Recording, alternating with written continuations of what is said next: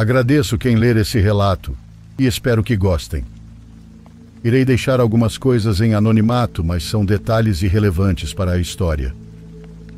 Me chamo Gilberto e durante vários anos trabalhei em um vilarejo de clima quente, cercado por morros e grandes pomares. Lá o povo se dedicava ao cultivo de frutas, principalmente aos variados tipos de manga. Também havia alguns terrenos com mamão, coco e café, mas o que mais existia eram as mangueiras. Na época da colheita, tudo ficava tomado por um cheiro doce que grudava na roupa e nas mãos. Eu era um dos muitos que ganhavam a vida com isso. Não tinha uma terra própria, então ajudava no que aparecesse. Porém, havia temporadas boas e outras em que mal dava para comprar feijão. Quem mais oferecia trabalho na região era o Erasto, um senhor de temperamento forte que possuía vários pomares bem cuidados. Ele contratava gente para todo o processo, desde o plantio até a embalagem. E embora muitos dissessem que era difícil lidar com ele, todos acabávamos aceitando quando ele oferecia algum trampo. Erasto era mandão, gritava muito, e quando se irritava parecia que a testa fervia. Ele caminhava rápido pelos sulcos inspecionando tudo, e se algo não lhe agradava, falava na hora. Mais de uma vez tive que aguentar seus gritos na frente de todos, e até alguns empurrões se achava que você estava enrolando. De qualquer forma, ele era quem pagava melhor naquela região. Não era muita diferença, mas naquela época alguns centavos a mais faziam a semana valer a pena. Diziam que ele era avarento e só pensava em dinheiro, e talvez estivessem certos. Mas lá estávamos nós voltando vez após vez, porque trabalho é trabalho. Eu não gostava dele, não vou mentir, mas nunca tive um problema sério. Ele sabia fazer contas, e se você dizia que trabalhou 10 horas, ele pagava sem discutir, desde que você não o tivesse irritado. A esposa dele era outra história, e todos a respeitavam. Era calma, de voz baixa e sempre tratava bem os trabalhadores. Quando íamos até sua casa procurar o Erasto ou cobrar pelo dia trabalhado, era ela quem vinha atender. Nunca levantava a voz, e às vezes nos oferecia um suco de limão geladinho, principalmente nos dias mais quentes. Muitos diziam que era ela quem realmente sustentava aquele lugar. Uma vez houve um problema com um dos rapazes que trabalhavam no pomar. Já fazia anos que ele estava lá, então todos nós o conhecíamos. Não era má pessoa, mas a verdade é que era preguiçoso. Sempre tentava fazer menos ou sair mais cedo. Às vezes fingia estar passando mal e se sentava à sombra de uma árvore até escurecer. O patrão percebia, mas o aguentava porque o homem tinha um filho muito doente. Ele sempre dizia que tudo o que ganhava era para o menino, que precisava levá-lo ao médico com frequência, que comprava remédios caros e por isso não podia faltar. No começo todos acreditávamos, até ajudávamos de vez em quando, mas com o tempo percebemos que algo não batia. Em alguns dias o víamos cambaleando pelas ruas com a camisa aberta e os olhos vermelhos, andando como se não soubesse para onde ir. Diziam que gastava tudo, que o filho nem morava com ele e quem cuidava da criança era a irmã. Um dia, Erasto se cansou de toda essa palhaçada. Estávamos embalando mangas e o homem se sentou no meio de nós dizendo que estava tonto. O patrão chegou, olhou ele de cima a baixo e, sem falar muito, disse que não queria mais vê-lo em suas terras. O homem tentou se defender dizendo que se fosse demitido, o filho ficaria sem comida, mas o patrão não cedeu. Ainda por cima o chamou de sem vergonha por usar a família como desculpa para ganhar dinheiro fácil. Naquele dia ele o demitiu na frente de todos, e ninguém disse nada. Eu fiquei calado, mas me senti mal, porque embora o patrão tivesse razão, também pensei no menino caso realmente estivesse doente. Mas depois descobri que não, que tudo fazia parte de uma história contada por um sem vergonha. O homem continuou o mesmo, vagando chapado pelas ruas e sem rumo. Ele nunca mais voltou a trabalhar conosco. e às vezes passava perto do pomar e nem olhava para nós. Durante os anos em que trabalhei naquele lugar, ouvi várias histórias de coisas estranhas que aconteciam por lá. Não era algo que se comentava com qualquer um, mas entre os mais antigos a conversa rolava. Diziam que às vezes no fim da tarde, quando o sol já estava se pondo e poucos ainda estavam por lá, podia-se ver de longe uma mulher vestida de branco andando lentamente entre as árvores. Não se viam seus pés, só sua figura deslizando pelo terreno, e mesmo à distância era fácil notar seu movimento. Alguns achavam que era uma brincadeira ou alguém da vila, mas os que ficavam até mais tarde colhendo manga juravam que não era uma pessoa comum. Uma vez ouvi um dos rapazes dizer que quando todos já tinham ido embora e só restavam ele e outro colega, ouviram claramente o grito de uma mulher. Mas não era um grito normal, era um grito feio, daqueles que arrepiam até os cabelos de você sabe onde. Muitos diziam que era só uma pessoa perdida querendo se aparecer. Mas é verdade que às vezes um grupo de 4 ou 5 trabalhadores ouviam ao mesmo tempo. Isso tornava tudo ainda mais assustador, porque não era uma história individual, era algo vivido por vários. E sempre coincidiam no mesmo detalhe: uma sensação estranha e perturbadora. Não aconteceu muitas vezes, mas o suficiente para que ficássemos desconfiados de ficar sozinhos lá ao anoitecer. A gente bancava os cabra-machos, mas todos evitávamos os últimos turnos, embora às vezes a necessidade falasse mais alto. E tudo isso foi antes do pior acontecer, porque as coisas ficaram muito mais sombrias depois que o patrão faleceu. O patrão simplesmente começou a adoecer. Não foi de um dia para o outro, mas foi notável. Primeiro veio a tosse seca e profunda enquanto ainda nos dava ordem sentado entre as árvores. Ele tossia muito, mas dizia que era por causa da poeira ou do vento. Depois começou a emagrecer de uma forma bem estranha.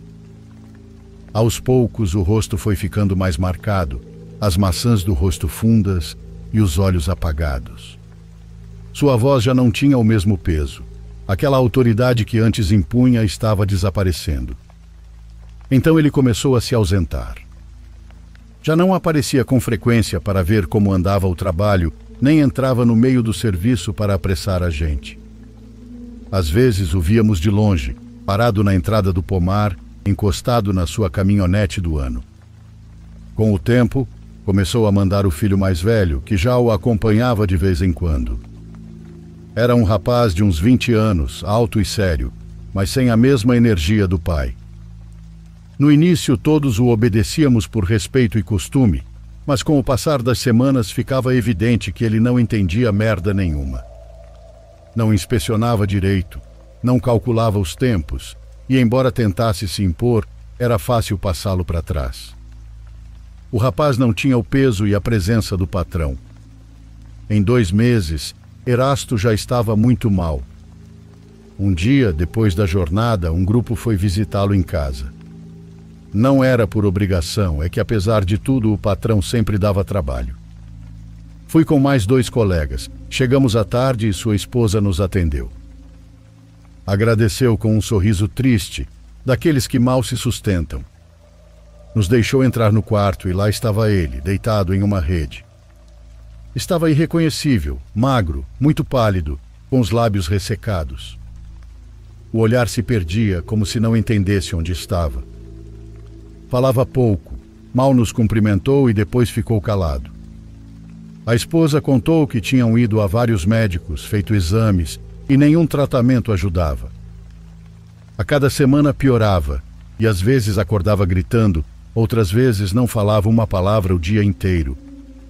Ela disse que ele ficava feliz com nossa visita e que também gostava quando as esposas dos trabalhadores iam vê-la. Ela estava exausta e dava para ver nos olhos, mas mesmo assim tentava se manter firme, como se esperasse um milagre. Uma das últimas vontades do patrão foi que não o enterrassem nem em casa nem no cemitério. Ele disse que queria ficar em seu pomar, entre as mangueiras que tanto cuidou. E assim foi feito.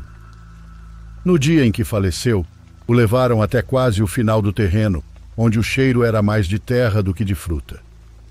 Ali o enterraram sob a sombra das árvores mais antigas, com a ajuda de alguns trabalhadores próximos da família.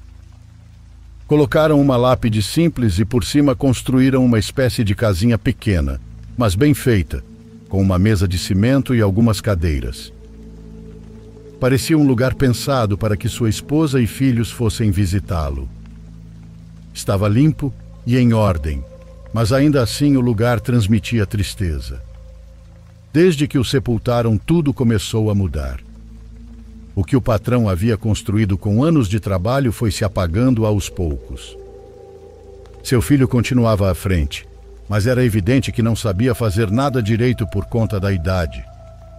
Ele não entendia bem os tempos da colheita, os acordos com os compradores, nem como manter os trabalhadores no ritmo necessário. Já não se sentia pressão, mas também não havia mais ordem. Quando chegou a temporada seguinte, isso ficou ainda mais evidente. Cada vez contratavam menos gente, dizendo que não tinham firmado muito contratos. E quando finalmente colhíamos, a produção era ainda menor do que se esperava. Às vezes as mangas estavam bichadas ou amadureciam antes da hora por falta de supervisão. Tudo era feito com menos vontade, e isso era perceptível, porque antes até a luz do terreno parecia diferente, como se o lugar também sentisse falta do patrão. Uma tarde, enquanto comíamos, minha mulher me disse algo que ficou martelando na minha cabeça. Comentou que talvez alguém dos trabalhadores tivesse dado veneno ao patrão, ou que algum invejoso tivesse feito feitiçaria. Porque, embora fosse uma boa pessoa, também é verdade que seu temperamento o colocava em encrenca. Pelo jeito como tratava as pessoas na hora do estresse, arrumou alguns inimigos. E como no povoado a inveja se espalha fácil e essa coisa de bruxaria não era rara, não soava tão absurdo. Ela me disse em voz baixa, como se não quisesse que as crianças ouvissem. Falou que talvez não fosse uma doença comum, que aquilo dele secar tão rápido não era natural. O patrão era forte, tinha boa saúde e caminhava todos os dias. Nunca o vimos se queixar de nada, e de repente começou a definhar. Assim, sem seu corpo dar aviso.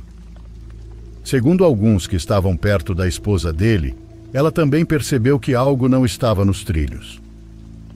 Dizia que nos últimos dias o marido estava estranho, como se estivesse ausente. Às vezes falava e parava no meio da frase, como se esquecesse o que estava dizendo. Já não comia nem o salame que ele tanto amava, e qualquer coisa que provava lhe causava náusea. Muitas vezes o pegou tentando vomitar, mesmo sem ter nada no estômago. Diziam até que os dentes começaram a cair sozinhos, sem explicação. Falavam que uma vez um dente se soltou enquanto ele dormia e que acordou engasgado com ele. A esposa quem teve que enfiar os dedos na boca dele para tirar. Era algo que ninguém entendia, e cada um começou a criar sua própria teoria. Uns diziam que foi castigo de Deus, que foi bruxaria, ou que foi um sócio invejoso que queria vê-lo arruinado. A verdade é que ninguém sabia, mas como se diz em terras como a minha, quando há muitas versões, é porque algo estranho aconteceu. E quanto mais eu pensava, mais me convencia de que a partida do patrão não foi natural. Como eu disse ali pelo meio, depois que o chefe faleceu, o pomar já não era o mesmo. Não apenas pelo clima no lugar, mas porque as pessoas começaram a se aproveitar. Antes ninguém se atrevia a cruzar a cerca sem permissão, pois o velho impunha respeito. E mesmo não estando presente o dia todo, só de saber que era o terreno dele, já bastava para manter os outros longe. Mas quando ele não estava mais, e sua família ainda estava se adaptando ao negócio, começaram os furtos. Primeiro eram apenas comentários de gente que viu pessoas da vila caminhando perto da propriedade e que à noite se ouviam barulhos. Mas depois ficou claro que já não roubavam uma ou duas mangas, levavam caixotes inteiros. Eu mesmo tinha um amigo cara de pau que me confessou que entraram de madrugada e tiraram várias caixas cheias.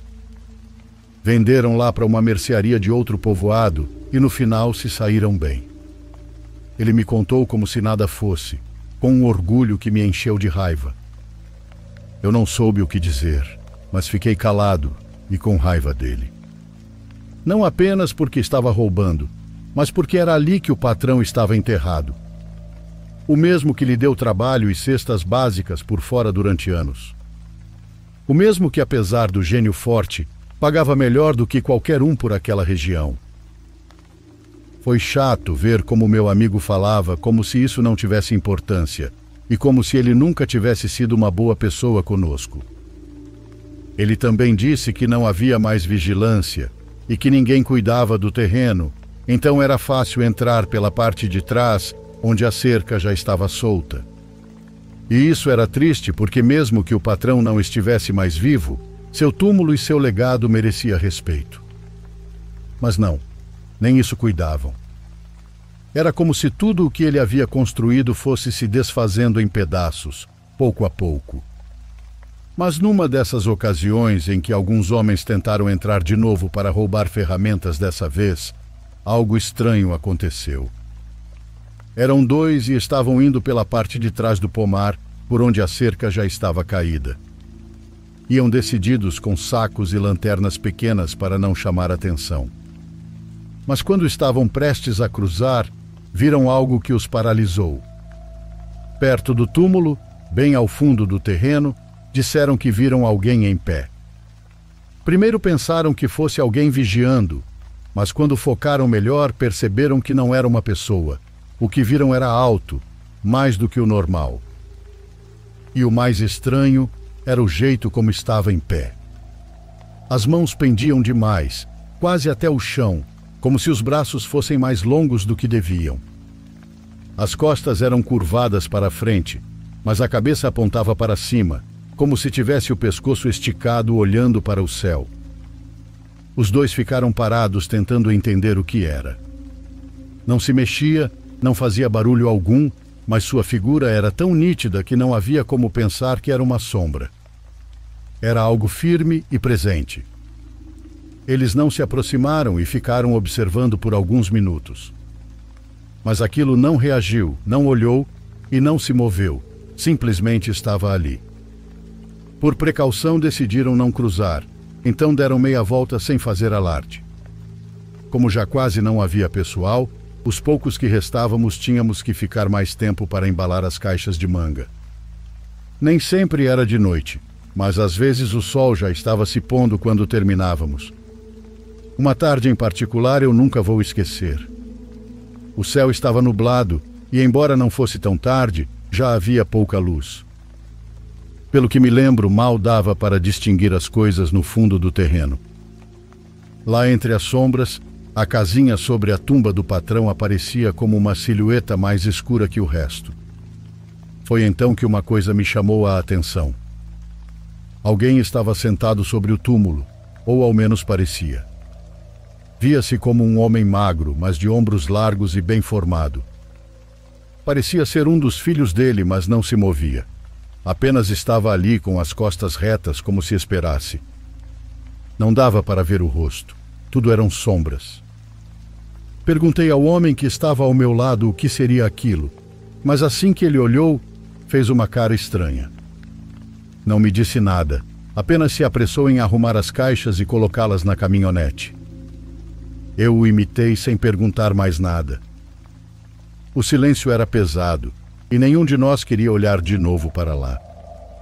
Terminamos de carregar e subimos para ir até a casa da patroa, como sempre fazíamos para prestar contas. No caminho ninguém disse uma palavra, só se ouvia o motor velho da caminhonete e o estalo dos galhos sob os pneus, mas os dois sabíamos que o que havíamos visto sentado era o patrão. Alguns dias depois do que vimos no pomar, um dos homens com quem eu costumava trabalhar soltou um comentário que não me agradou nem um pouco. Estávamos descansando à sombra de uma árvore quando ele começou a dizer que, segundo tinham ouvido, o patrão havia sido enterrado com correntes e pulseiras de ouro. Dizia que valiam muito dinheiro e que eram das boas. Eu fiquei completamente calado. Desde que ele foi enterrado ali, nunca me interessei no que colocaram ou não dentro do caixão, então aquela conversa me incomodou. Me incomodou porque eu sabia o rumo que aquilo tomaria. Quando alguém começa a falar de ouro de gente falecida, o que vem depois nunca é coisa boa. Não disse nada, e embora parecesse exagero, naquele momento pensei que não ia demorar para que alguém tentasse violar o túmulo. E como previ, não demorou muito para esse pensamento se tornar realidade. Na vila começou a circular a notícia de que o túmulo do patrão havia sido profanado. Alguém o abriu durante a noite e levou todas as coisas de valor com as quais ele foi enterrado. A esposa do falecido ficou arrasada e não conseguia acreditar que fariam algo assim. Caiu doente por vários dias, com febre e um mal-estar de cão. Ela dizia que não entendia como alguém do próprio povo pôde ter feito aquilo. Nunca se tinha ouvido falar de algo assim naquela comunidade, nem mesmo os mais jovens se atreviam a brincar no cemitério por respeito. O filho mais velho do patrão estava igualmente revoltado e chamou todos os que ainda trabalhávamos lá. Ele ficou em pé diante de nós com os punhos cerrados, quase gritando. Disse que se descobrisse que algum de nós teve algo a ver com o roubo, mandaria todos embora para não fazer algo ainda pior. Sua voz tremia de raiva e, embora ninguém dissesse nada, todos baixamos o olhar. Não porque fôssemos culpados, mas por vergonha alheia. Porque, embora o patrão tivesse seus defeitos, ele não merecia aquilo. Na verdade, ninguém merece ter seu lugar de descanso violado daquela forma. Foi a partir desse momento que tudo começou a secar no pomar. Não falo só do ambiente, falo da terra em si. As árvores, especialmente as mais próximas do túmulo, começaram a perder as folhas antes da hora. Essas, por segurança sanitária, ficavam a 50 metros, se não me falha a memória. E embora faltasse pouco para a próxima temporada, os manguezais já não cresciam como antes. Os que conseguiam se formar caíam verdes, e os que permaneciam nos galhos começaram a ficar cobertos por uma camada esverdeada. Parecia um tipo de fungo estranho, pegajoso, que nunca havíamos visto. A colheita, sem que ninguém dissesse diretamente, foi se perdendo aos poucos. Ninguém quis fazer nada. A família do patrão, especialmente sua esposa e o filho mais velho, pareciam ter perdido o interesse. Deixaram que as frutas apodrecessem sem sequer tentar salvar o pouco que restava. As caixas vazias ficaram empilhadas de lado, cobertas de poeira, e o pomar se encheu de silêncio. Diziam que a família tinha suspeitos e que até tinham ido procurá-los em suas casas. Conversaram com vizinhos, perguntando pelas joias em outras comunidades, mas ninguém confessou nada, e muito menos devolveu alguma coisa. Não havia provas e ninguém queria se envolver mais.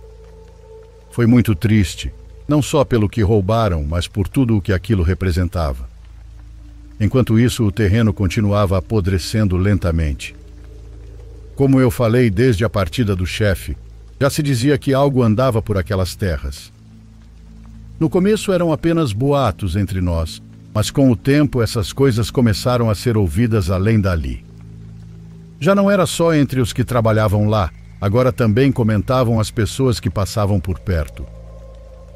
Homens que levavam gado, trabalhadores de outros pomares, gente que precisava cruzar aquele trecho por necessidade, falava sobre isso. Todos diziam que o ambiente já não era o mesmo. Um dos primeiros a dizer isso foi um senhor que morava para outras bandas perto do rio. Ele tinha algumas vacas e todas as manhãs passava por um caminho que cruzava justo ao lado do pomar do patrão. Ainda estava escuro quando ele fazia isso, para poder ordenhar com a primeira luz. Uma manhã chegou ao curral com o rosto pálido. Nos contou alguns dias depois. Disse que naquela vez, enquanto caminhava com sua lanterna de mão, ouviu um barulho do outro lado da cerca. Pensou que fosse um cachorro, mas ao olhar viu uma coisa alta, como um homem que vinha caminhando devagar. Não era alguém daquela área e soube disso desde o primeiro instante. Estava ereto, com os braços longos pendendo ao lado do corpo. E o mais estranho era que parecia caminhar em seu próprio ritmo, como se soubesse que estava sendo observado. O homem disse que não correu, mas apressou o passo. De tempos em tempos olhava para trás, e a figura continuava caminhando, mantendo-se à sua altura, mas do outro lado da cerca. Não o seguia exatamente, mas parecia acompanhá-lo como se fosse sua sombra. E o pior foi a sensação. Não era medo propriamente dito, era algo bem além disso. Segundo disse, era como se o corpo ficasse mais lento. Quando chegou ao curral, sentou-se por um bom tempo sem dizer nada. Mesmo já tendo visto várias coisas ao longo da vida, ele não quis voltar por aquele caminho durante vários dias. Outra história foi contada por um pescador, um daqueles que também costumava passar por ali nas madrugadas. Disse que certa vez, pouco antes do amanhecer, quando ia rumo à água para lançar as redes, ouviu alguém carcando o bico de chorar. Começou baixo e depois aumentou, misturando um tom de homem com um animal ferido. O pescador Arlindo disse que parou de repente e tudo ficou em silêncio após o som. Nem os grilos, nem os sapos, nada. O mato inteiro ficou calado. Ele contou que ficou parado, sem saber se seguia ou voltava. No fim seguiu o caminho, mas disse que pescou naquela manhã quase sem falar, com o estômago apertado, e que ao voltar evitou passar por ali. Ele desviou por um caminho de pedras que eu conhecia, só para não voltar a cruzar junto ao pomar. Todos diziam a mesma coisa, que o ar ali era diferente e que sentiam os ombros, as costas e a nuca pesados. Alguns tentavam buscar uma explicação, mas cada um tinha sua história, e já não eram só invenções. Em lugares isolados, embora parecemos pessoas caladas, tudo se sabe. Ninguém consegue esconder algo por muito tempo, ainda mais quando se trata de traição ou de dinheiro que aparece de um dia para o outro. E foi exatamente isso que aconteceu com as pessoas que roubaram as joias do patrão. Não foi preciso muito para que a verdade viesse à tona por si só. Um dos mais mencionados era um trabalhador antigo, desses que estavam havia anos no batente. Era alguém próximo do patrão, um dos mais leais, ou pelo menos assim pensávamos. Sempre tinha sido reservado e trabalhador, daqueles que não se metiam em problemas, mas do nada começou a fazer coisas que não eram normais para alguém como ele. Melhorou a casa, ampliou alguns cômodos e trocou a entrada. Dizia que tinha economizado e que havia vendido alguns animais. Mas era óbvio que ninguém acreditava nisso. Eu o via de longe e não me atrevia a dizer nada, mas por dentro suspeitava que ele era um dos que roubavam as coisas e que também ajudou a violar o túmulo do Erasto. Era fácil ligar os pontos. E ele não era o único. Também se falava de outros 2 ex-trabalhadores que em seu tempo foram próximos da família. Um começou a sair muito e a convidar os amigos para beber no rio, o outro simplesmente comprou uma moto, daquelas barulhentas que se ouvem 3 ruas antes. O povo já comentava, e não eram fofocas maldosas, era pura observação. Porque quando alguém não tem como justificar o que compra, todo mundo percebe que tem algo errado. E como diziam que as joias do patrão valiam muito, era fácil imaginar como as trocaram por dinheiro. Fora que também roubaram muita coisa do lugar. Uns diziam que as venderam em outra cidade, mas o que era certo é que já não estavam com eles, e que o que haviam feito não tinha perdão.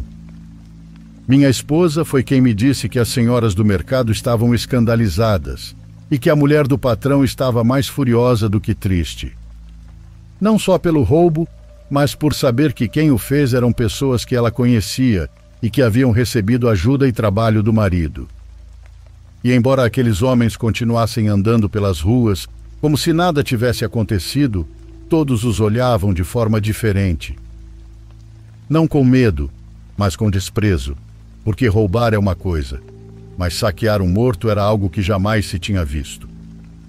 A queda daqueles 3 homens não foi rápida, foi algo lento, que foi se notando com o passar dos meses. primeiro em seus rostos, depois em suas casas. O povo começou a murmurar coisas, cada um com sua teoria. Alguns diziam que a viúva do patrão tinha feito feitiçaria contra eles. Que em segredo, por trás daquela aparência calma e de suas orações, havia procurado alguém que os castigasse. Mas outros diziam que isso não fazia sentido, porque a senhora sempre foi muito ligada à igreja. Ela ajudava nas missas, acompanhava os enfermos e tudo mais. Mas também havia os que contavam outra coisa, que em vida o patrão tinha se envolvido com coisas estranhas. Cochichavam que ele mesmo havia feito um pacto com sabe-se lá o quê, para que seus negócios sempre prosperassem.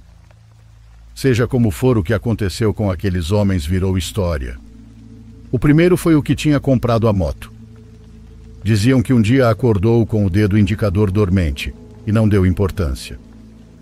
Pensou que fosse por carregar peso ou por ter dormido em má posição, mas poucos dias depois o dedo médio também ficou do mesmo jeito. Depois foi a vez da mão inteira ficar assim. Quando finalmente foi ao médico ali mesmo, aplicaram-lhe algumas injeções e deram-lhe comprimidos, mas nada parecia fazer efeito. Pelo contrário, os dedos começaram a parecer ressecados, como se a pele estivesse se rompendo e pedaços caíssem. Depois vieram as manchas escuras e, mais tarde, a dor. Dizem que se contorcia de raiva e que não conseguia nem segurar uma colher sem chorar. Alguns vizinhos falavam que seus gritos à noite podiam ser escutados a 2 ruas de distância de sua casa. Uma compadre comentou que certa madrugada o viu parado no quintal com o braço pendendo. Disse que parecia que o osso estava se dobrando sozinho, que o que antes era um rapaz orgulhoso, agora parecia uma sombra mal se mantendo de pé. As pessoas diziam muitas coisas, que era uma doença estranha, que talvez algo o havia picado, ou que precisava ir a um hospital na cidade. Outro daqueles homens também recebeu seu castigo, e foi de uma forma que ninguém esperava.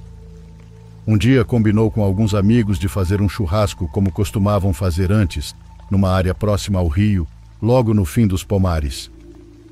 Era um lugar tranquilo. Naquela tarde, segundo contaram, ficaram ali bebendo, conversando, sem fazer muita coisa.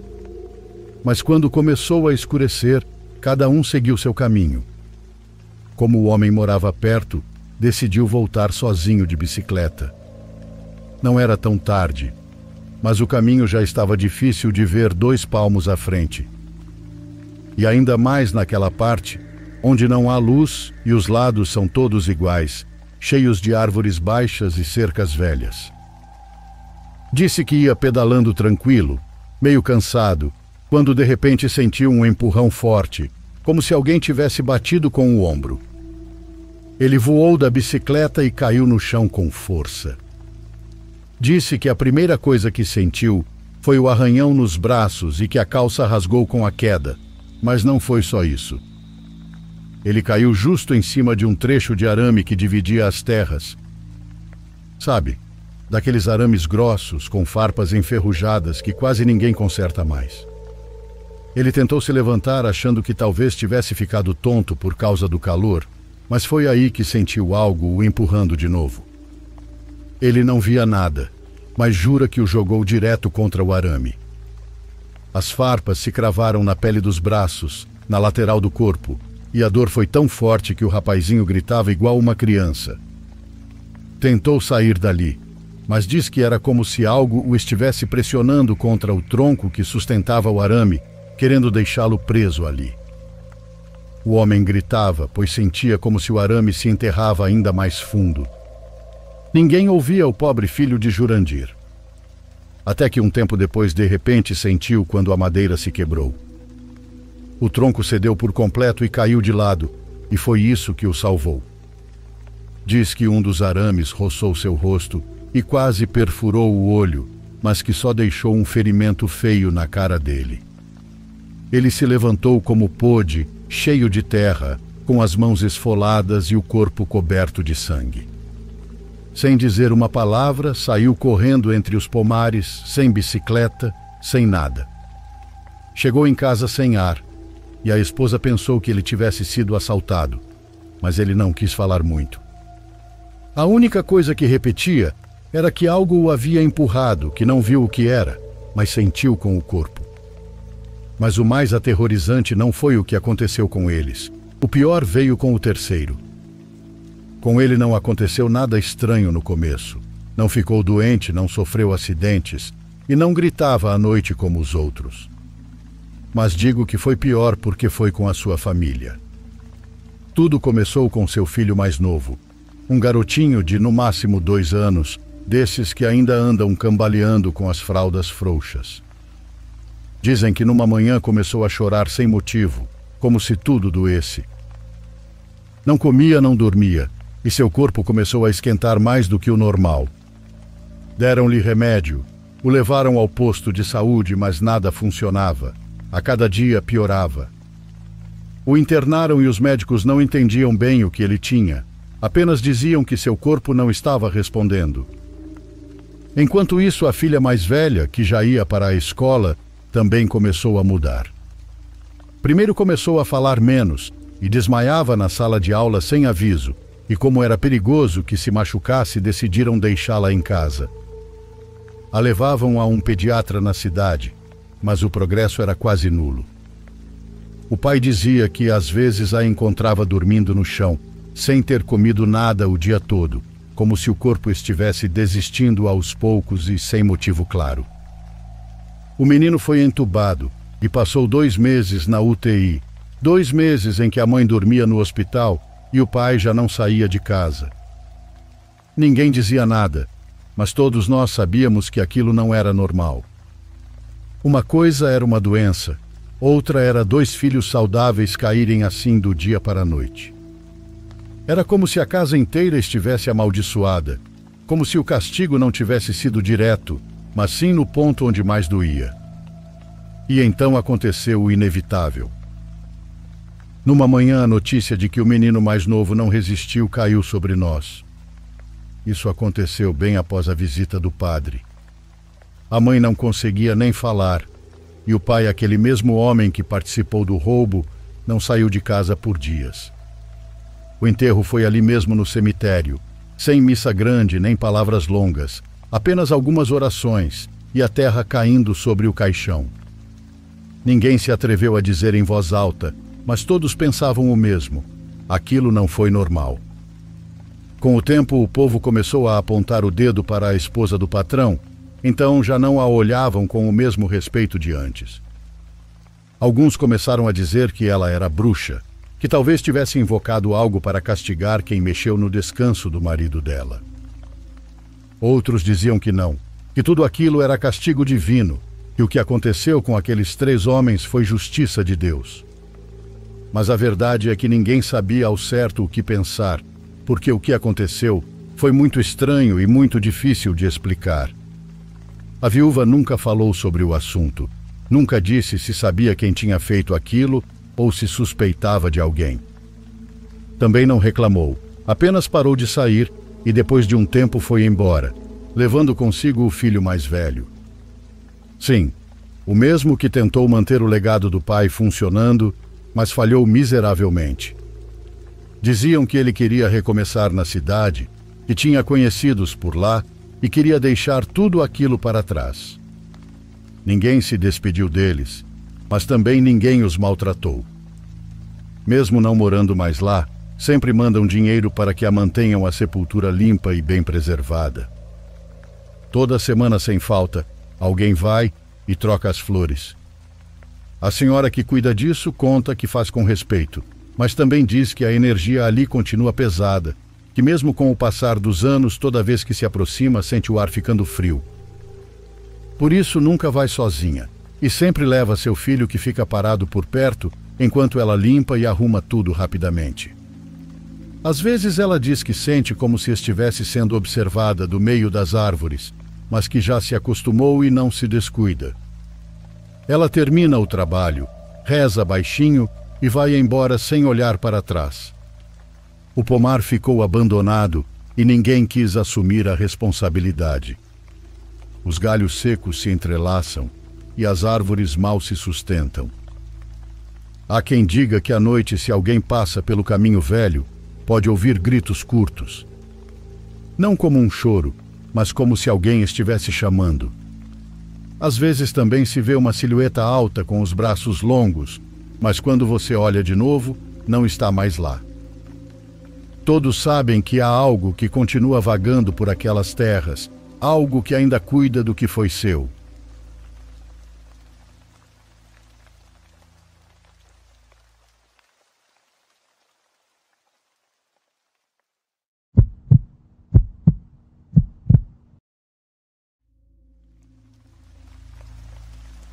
Trabalho como caminhoneiro para uma empresa de ovos orgânicos e estava voltando para casa depois de um dia agitado de entregas. Normalmente, da empresa até minha casa, leva cerca de 1h30 para chegar, pois moro a vários quilômetros fora da cidade. Sempre é muito tranquilo e as estradas ficam praticamente vazias à medida que chego mais perto de casa. Eu sempre gostei das viagens de volta, acho elas pacíficas, uma boa forma de relaxar depois de um longo dia. Estava a 20 minutos de casa e virei em uma estrada lateral longa que basicamente leva diretamente para a minha casa. Esse era o caminho que eu fazia há anos e nunca havia acontecido nada antes. Admito, no entanto, que era uma estrada um pouco assustadora à noite e tinha muito medo de roubarem o caminhão do trabalho. Era muito mal iluminada e as laterais da estrada eram cercadas por uma floresta densa. Sem mencionar que frequentemente ficava com neblina durante as horas mais tarde da noite, tornando visíveis apenas poucos metros à frente. Ainda assim, quase ninguém passava por aquela estrada à noite, e como não havia curvas ou desvios, a visibilidade nunca era um grande problema. Então, alguns minutos descendo a estrada, vi através da neblina uma pequena luz piscando. Não consegui realmente distinguir o quão longe estava ou em que lado da estrada estava. Reduzi a velocidade e, conforme me aproximei, a luz se apagou completamente. Nesse ponto, eu estava a cerca de 20 km por hora quando, de repente, um carro pequeno saiu do acostamento e parou diretamente na minha frente. Tentei frear, mas estava muito perto, e meu caminhão bateu de leve na traseira do carro. Fiquei meio em choque com a rapidez com que tudo aconteceu, mas percebi que o carro não parecia ter sofrido muitos danos. Sem saber bem o que fazer, abri a porta e fiquei ao lado do meu caminhão, esperando que a outra pessoa também saísse. Eu conseguia ver alguém se mexendo no banco da frente, mas não conseguia entender o que estava fazendo. Enquanto esperava, observei o Gol, notando como era velho e nem faróis tinha. Eventualmente, um homem saiu lentamente do carro e começou a vir na minha direção. Pelo que consegui ver, ele parecia ser um homem de meia idade e bem grande. Decidi começar a conversa e perguntei: "Está tudo bem? Você entrou na estrada muito rápido." Ele estava agindo de forma estranha, olhando ao redor e nunca fazendo contato visual comigo. Depois de alguns segundos, ele respondeu: "Sim, foi mal aí." Eu não sabia muito bem como reagir, mas ele estava começando a me deixar muito desconfortável, e eu não queria ficar sozinho naquela estrada deserta com ele. Disse que não havia muitos danos em nenhum dos veículos e que ia seguir meu caminho, mas quando comecei a me aproximar da porta do meu caminhão, ele pediu para eu esperar. Ele disse que queria verificar os danos no carro dele antes que eu fosse embora. Eu concordei e fiquei ao lado do caminhão enquanto ele olhava o para-choque traseiro.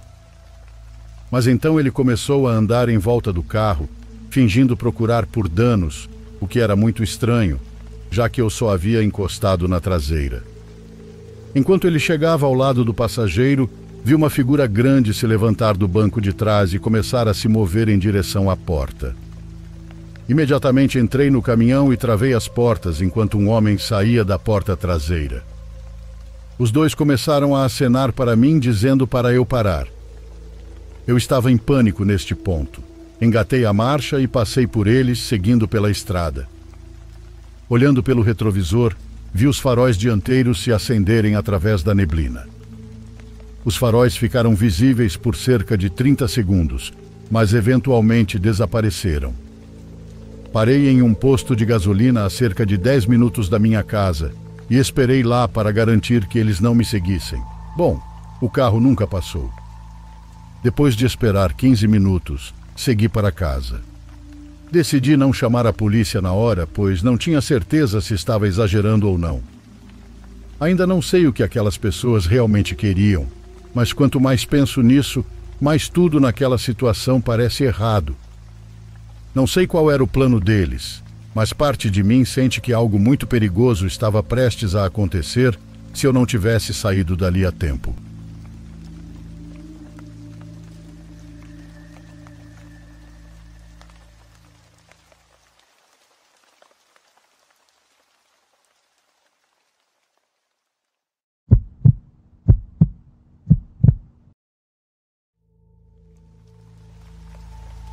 Estou aposentado há um bom tempo, mas meus netos sempre querem ouvir histórias sobre quando o vovô era policial. Eu sempre tenho uma história para contar, mas essa é uma que nunca conto a eles. Trabalhei em um departamento de polícia de tamanho médio na Virgínia Ocidental. Com o tempo ficou claro que eu tinha uma habilidade especial para me comunicar com pessoas emocionalmente perturbadas. Logo fui treinado pelo FBI como negociador de crises. Na época eu já era sargento, e meus patrulheiros me chamavam para ajudar em chamados delicados que poderiam se tornar violentos. Certa vez fui solicitado para ajudar em um caso de furto em uma grande mercearia. Quando cheguei, os oficiais disseram: "É a Annie, e ela está agitada." Annie era uma mulher local em situação de rua. Quando entrei na sala de segurança, ela estava xingando o segurança da loja de tudo quanto é nome. Fiquei apenas olhando para ela até que ela parou e disse: "O quê?" Perguntei se ela tinha roubado algo. Ela abaixou a cabeça e murmurou: "Sim." Perguntei o porquê e ela gritou para mim: "Eu estou com fome." Eu disse: "Annie, você está sendo presa por furto. Você terá que ir para a prisão do condado. Quer que eu a leve?" Ela disse que sim, então eu a algemei e a coloquei na minha viatura, o carro número 14. Annie tinha uma obsessão pelo perfume Stetson. Ela se banhava com o perfume e tive que abaixar os vidros apenas para conseguir respirar. Olhei para trás e vi que Annie tinha adormecido. Parei em um KFC e comprei para ela um prato com 2 peças de frango e um pãozinho. Estacionei de ré em uma vaga sob uma luz e saí para tirar as algemas dela. Ela acordou e começou a gritar que eu ia agredi-la. Voltei para o carro, tranquei as portas e fiquei sentado enquanto Annie comia. Foi uma experiência intensa com o cheiro de Stetson enchendo o carro.